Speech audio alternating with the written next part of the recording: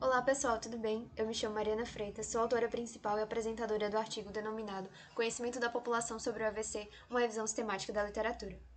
Bom, é de conhecimento de todos a importância e o impacto que o AVC tem na saúde populacional, já que, mediante índices epidemiológicos do ano de 2022, 11 pessoas por hora morriam por conta de um acidente vascular cerebral. Tal dado impactante reforça uma forte necessidade de intervenções para mitigar tal problemática, e uma dessas formas é por meio do rápido reconhecimento do déficit ocorrido. Para isso, existem algumas escalas de reconhecimento do AVC, sendo a mais famosa delas a chamada escala de Cincinnati. Só que, infelizmente, o conhecimento geral acerca do AVC, seus sinais de alerta e fatores de risco continuam insuficientes.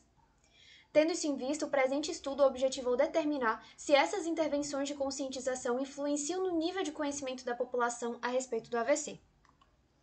Para isso, nós realizamos uma revisão sistemática, sendo que o nosso método de busca foi pautado em artigos a partir do PubMed, Medline, Cochrane e Cielo, com os descritores de Stroke Awareness, Knowledge e Diagnosis.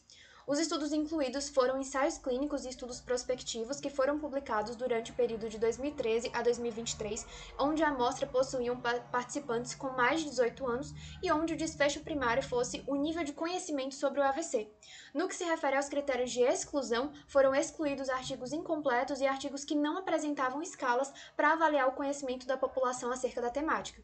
Por fim, a coleta e análise de dados foi realizada por 2 revisores distintos e independentes.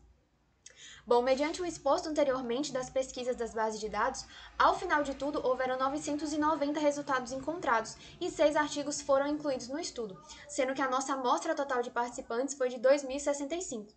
Em relação à intervenção, diferentes abordagens foram incluídas, como, por exemplo, sessões educacionais sobre o AVC, que ocorriam principalmente em ambiente universitário, filmes e vídeos educacionais, normalmente de 15 minutos, sendo filmes e vídeos lúdicos explicando fisiopatologia, sintomatologia e conduta do AVC, campanhas de representação e conscientização, na verdade essa foi a estratégia empregada por quase todos os artigos incluídos, onde basicamente seria feita a divulgação da mensagem por meio de cartilhas, livros, panfletos, e também o recurso de educação multimodal, onde os participantes recebiam treinamento hospitalar de profissionais da saúde, como médicos ou enfermeiros, durante um certo período de tempo acerca dos principais aspectos da doença.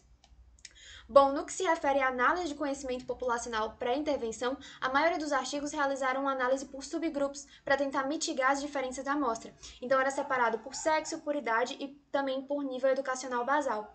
A partir disso, tornou-se claro que havia um conhecimento mais limitado em determinados grupos, como, por exemplo, pacientes em situação de vulnerabilidade social, o que infelizmente já era esperado, homens e pacientes com fatores de risco para AVC, que surpreendentemente aparecem nessa lista, já que pacientes que possuem condições propícias para o desenvolvimento do quadro deveriam ser os que mais têm propriedade para falar sobre, mas acabou que não foi o que a gente viu aqui. Já em relação às intervenções, todos os artigos incluídos aqui nesse estudo mostraram que as intervenções de fato foram frutíferas, de modo que demonstraram um aumento de conhecimento populacional medido no pós-intervenção. Em um desses artigos em específico, a porcentagem de pacientes no início do estudo que conheciam a escala de Cincinnati era de 25,4%, e ao final da intervenção essa porcentagem subiu para 83,3%, ou seja, teve um aumento de mais de 3 vezes. Além disso, torna-se claro que a falta de conhecimento afeta sim na conduta e no prognóstico do AVC, pois essa é uma condição muito dependente de cronologia e tempo. Por isso, quanto antes for feito esse reconhecimento, o tratamento é otimizado e o prognóstico também é melhorado. Mas mesmo assim existiram algumas limitações dos artigos, como por exemplo a falta de detalhamento de alguns processos, como o cegamento dos avaliadores, e isso nos coloca em um risco de viés. Além disso, temos como limitação o curto tempo de avaliação, as amostras que tendiam a não ser tão grandes e as perdas amostrais, já que a maioria desses estudos apresentou perda de participantes, o que abre um risco para viés de atrito por conta das perdas desiguais de participantes no estudo.